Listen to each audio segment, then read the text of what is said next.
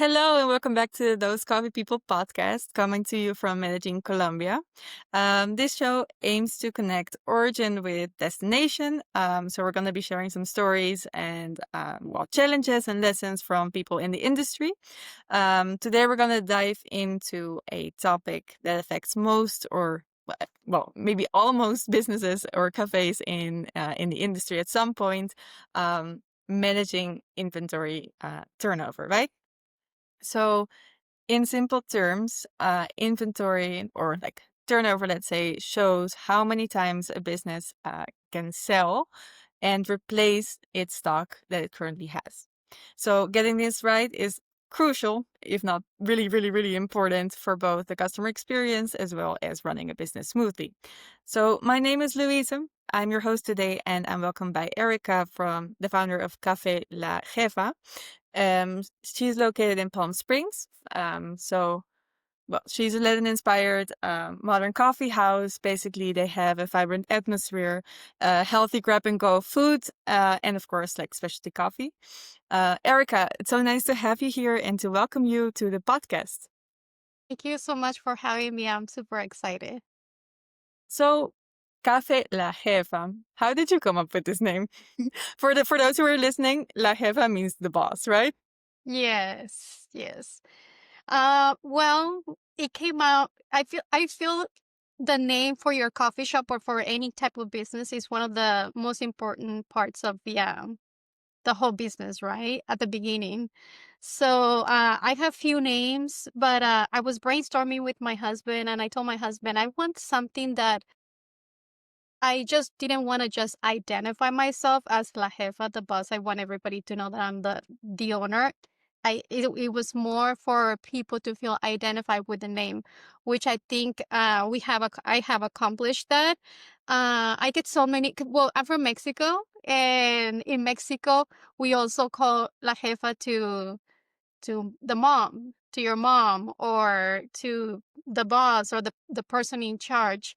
And I love how people, especially female, they come to the coffee shop and they're like, that's what I am called at my work, or that's what I'm called at home. They feel identified. I love that. It's like a connection creating with like a name and everything. I really enjoy that. Yes. I think that's really nice. Um, so to dive a little bit more into, how you started as well with coffee, perhaps to give like the listeners a little bit of background on that, and then we can go ahead and start into, the topic that we're going to discuss. Yeah, why don't you share a little bit more about how you got started with La Jefa and a little bit about your journey? My goodness, it's been a pretty fun journey, I have to say it. But I didn't know anything about coffee before. I was selling houses. I used to be in real estate.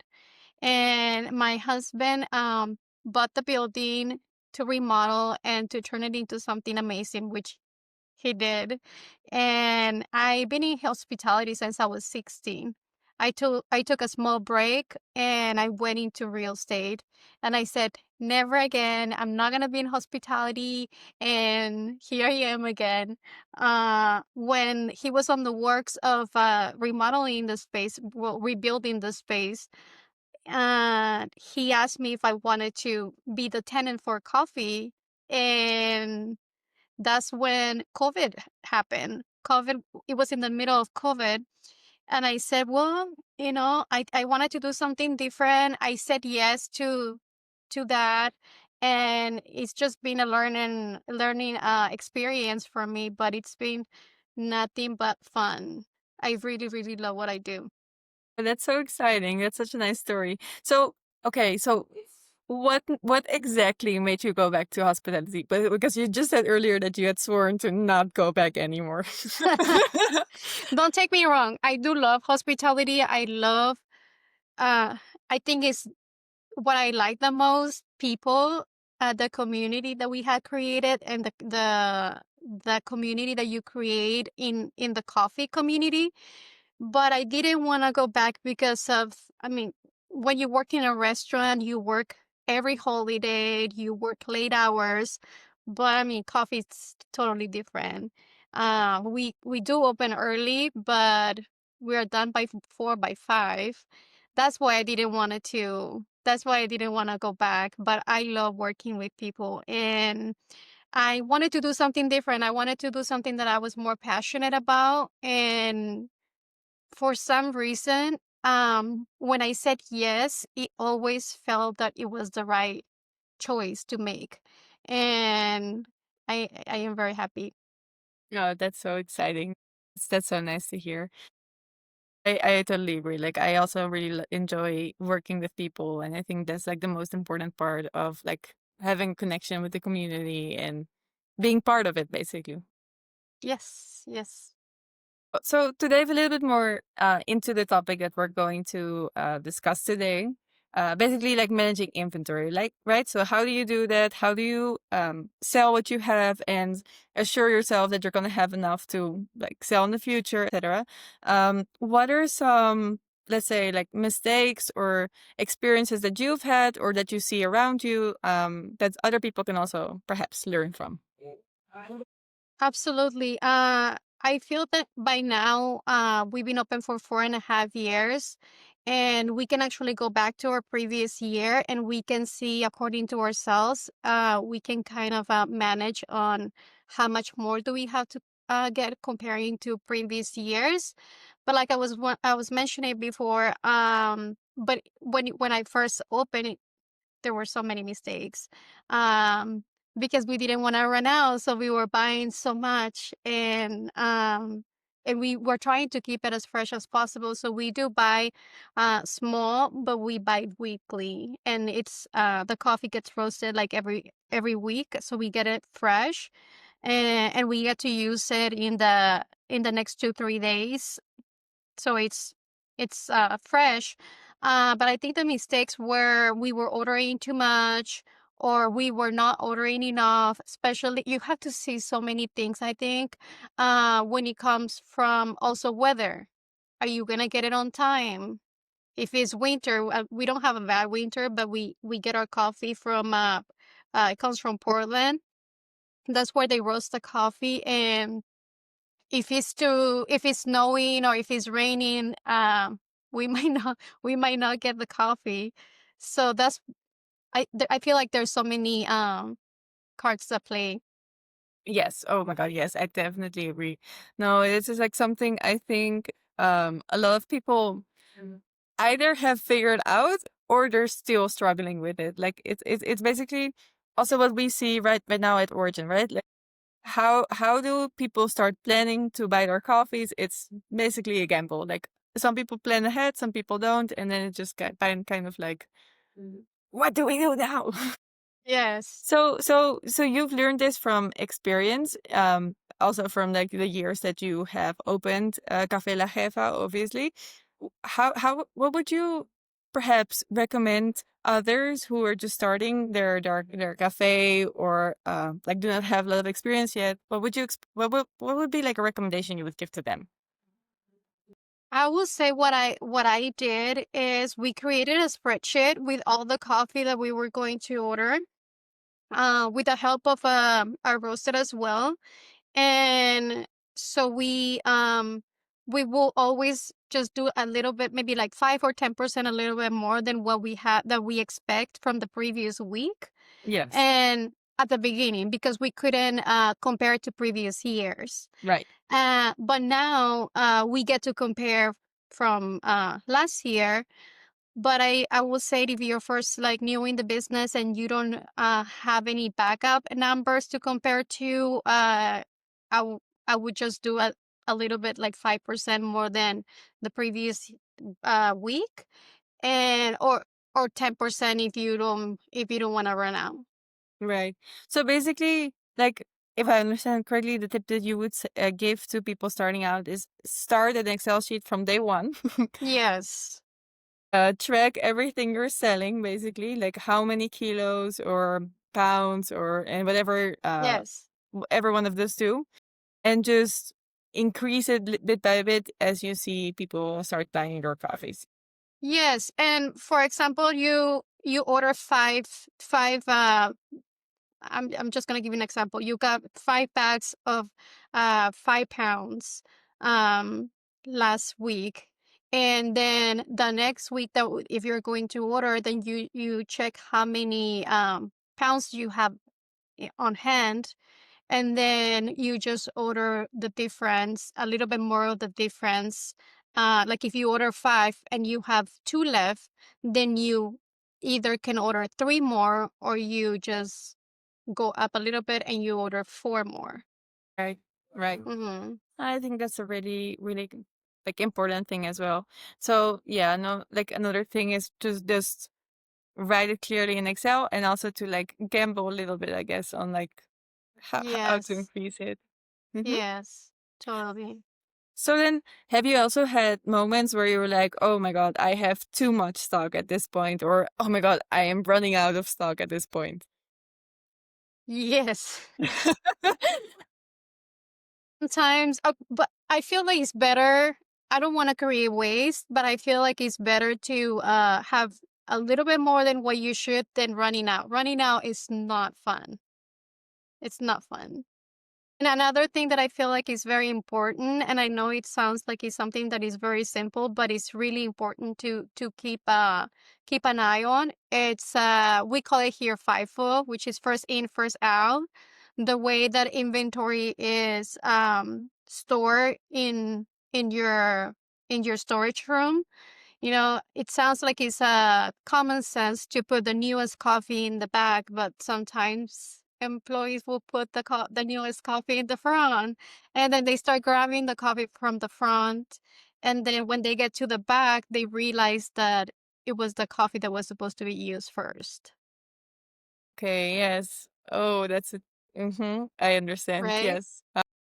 That's a tricky one. So let's say right now, like I'm assuming that has happened before to La Jefa as well, and I'm assuming that has happened to many of like the cafes, other cafes as well. Right? Would you like how is that something you would fix? Would you like put like a date or something like, hey, use this one before, or how did you fix that, for example? So we use a black marker, and right in the front, we just put the date, like Hmm. really big. Yes. Like here it is. Like Simple. just Yeah. read it, please. Yeah.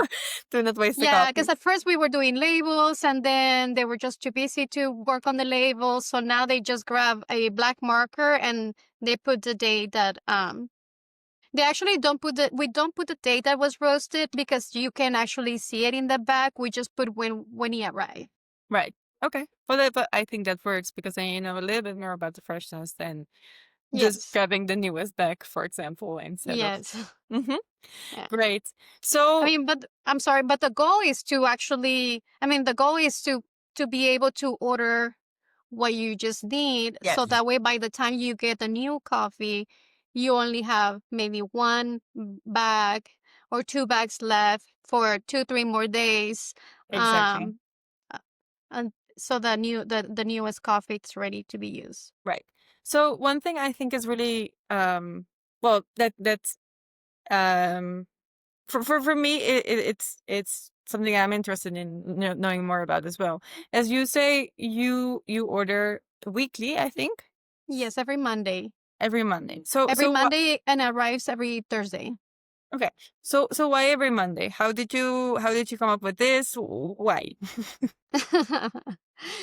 I actually didn't. The roasting company did it, which so they roast their coffee on Thursday, and because like I'm sure you're an expert that you don't use the coffee that was just roasted. You wait 2 to 3 Yes. days to be able to use it. So they roast their coffee um on Friday morning. They send it. No, I'm sorry, Thursday, Friday. Yeah, Friday morning they roast it.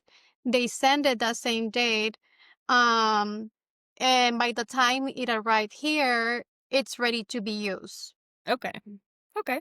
Well, that sounds We good. don't really have to wait, because it's already been 2 days to 3 days in transit.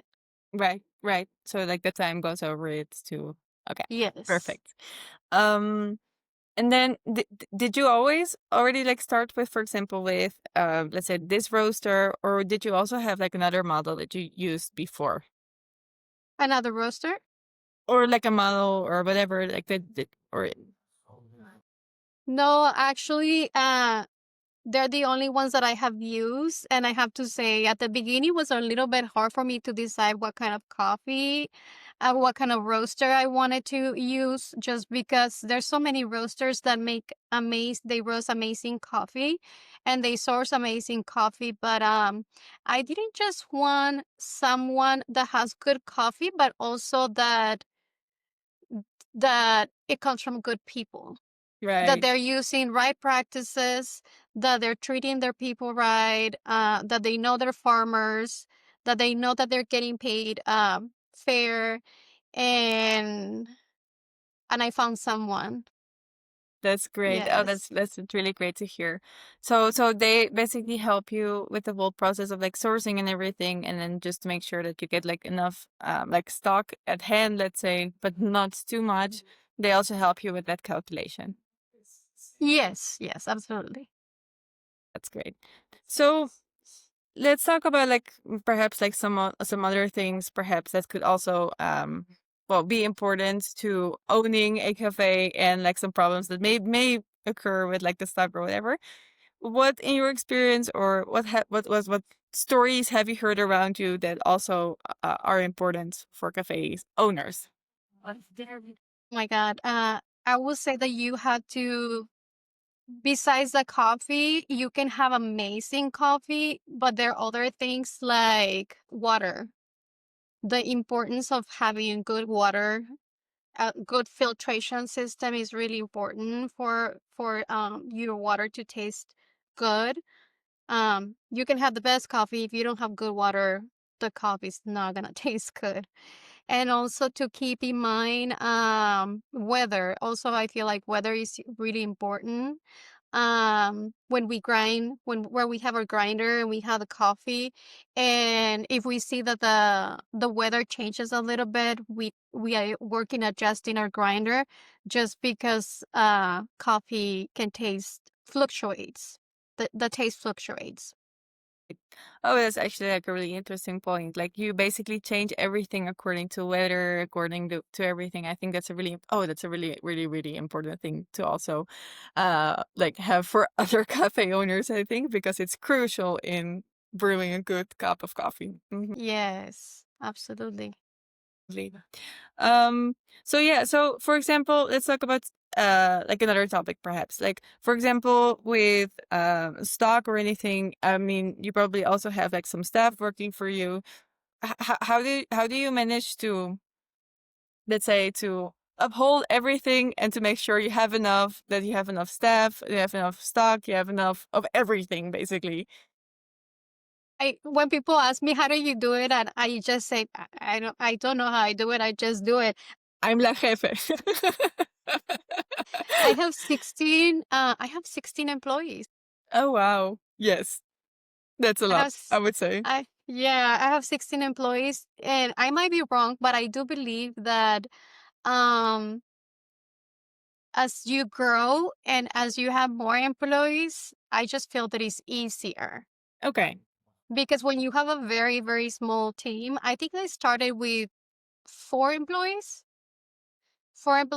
and I just feel that it's really hard for one. They almost, I don't know, I just feel like they take care of each other.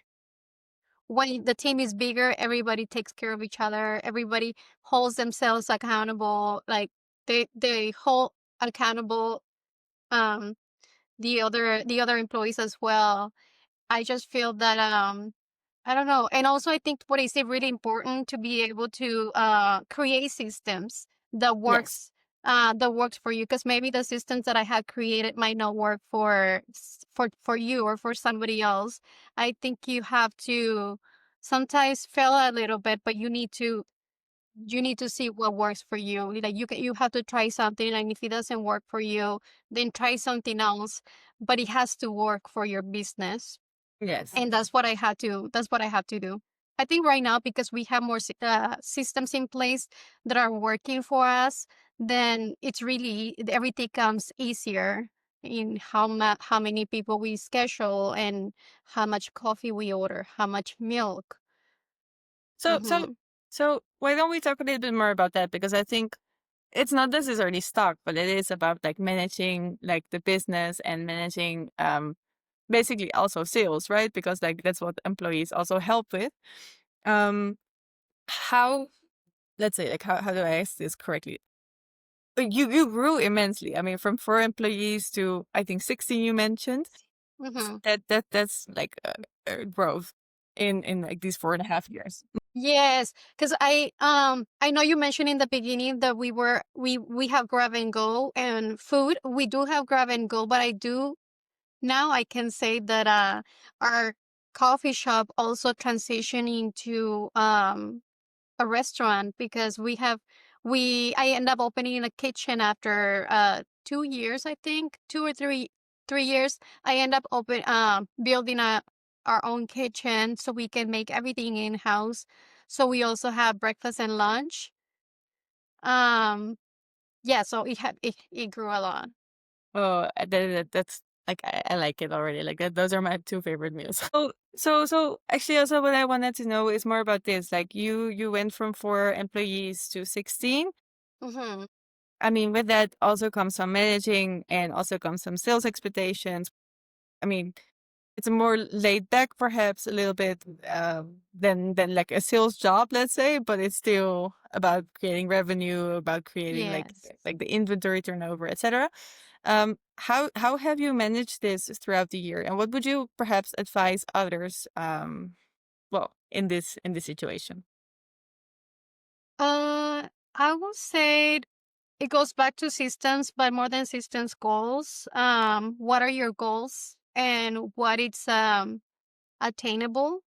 And I think the sales goals should go on hand with also how much money you're spending in having your business open.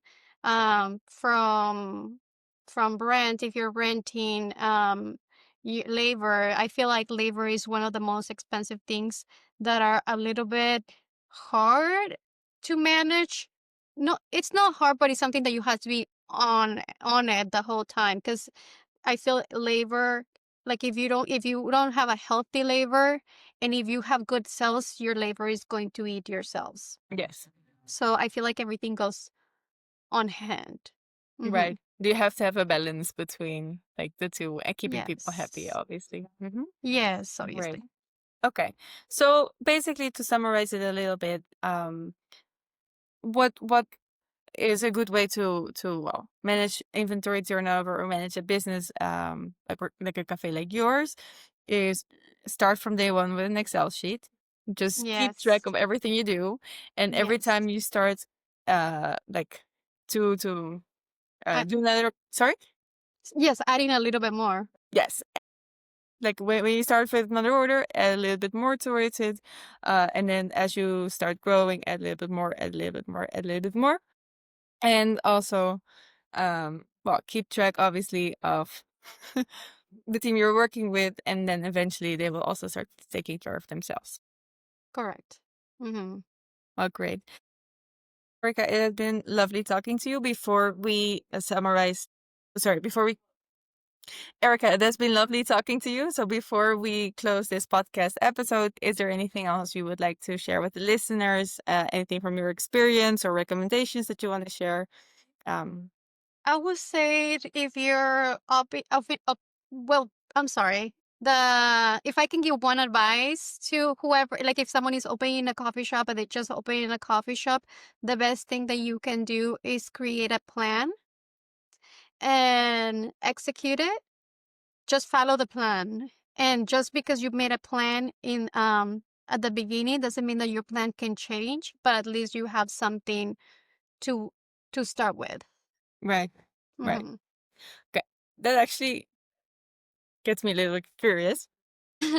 How do you set up a plan like that? For example, like what is important to take into consideration? Just start with that.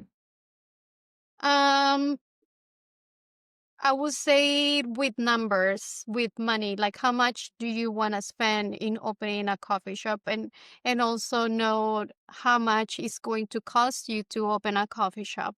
because that way you don't have any surprise. I mean, you're still gonna get surprises, but at least you know you're not going with your eyes closed trying to open a business.